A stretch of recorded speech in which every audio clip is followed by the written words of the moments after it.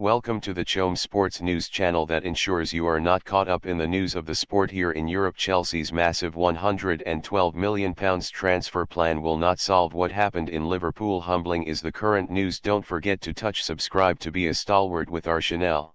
Chelsea want to sign Victor Osimhen in the summer transfer window, and are expected to go big for the Nigerian, but that will not solve what happened at Anfield on Wednesday night. The Blues were humbled by Liverpool in a match that ended 4-1, but in truth, it could have been much more. Those brave Chelsea supporters that made the trip up to Merseyside on a bitterly cold Wednesday night began to flood the exit doors after Luis Diaz took any hope away from them on 79 minutes. And who could blame them? It was yet another abysmal display from the Blues away from home. For all of the progress they have made at Stamford Bridge, they look a shadow of that side whenever they are on the road. Mauricio Pochettino explained after the game that this was part of their personality at the moment and it is something they are desperately trying to eradicate. But at the moment, it's very much one step forward and two steps back with Chelsea under Pochettino.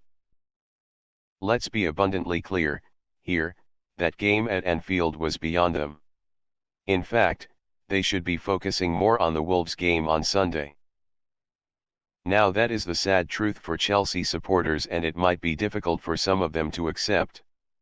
But when you talk about situations, at the moment Liverpool and Chelsea are night and day, chalk and cheese. Pochettino warned his players there would be a party atmosphere at Anfield following the shock news that Jurgen Klopp will be leaving come the end of the season. It was the Blues' job to try and spoil the fun, or at least delay it a bit. But the party very much got started on 23 minutes when Diogo Jota capitalized on some poor Chelsea defending. More guests then arrived on 39 minutes when the imperious Connor Bradley doubled the Reds' lead on Merseyside.